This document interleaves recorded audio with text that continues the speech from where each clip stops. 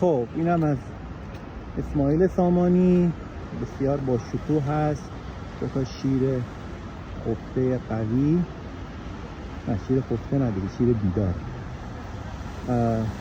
اینجا تربیه شدن که بسیار قدرت و شکوه خاصی رو انتقال میدن. جزو مناطق بسیار وسیع تاجیکستان هست. اون قسمت پارلمان تاجیکستان هست و پشت سر این در واقع مجسمه باغ رودکی هست یا پارک رودکی بزرگ پدر شهر پارسی، و این هم که تو خیابونی هستش که شما ملاحظه میکنید. امیدوارم که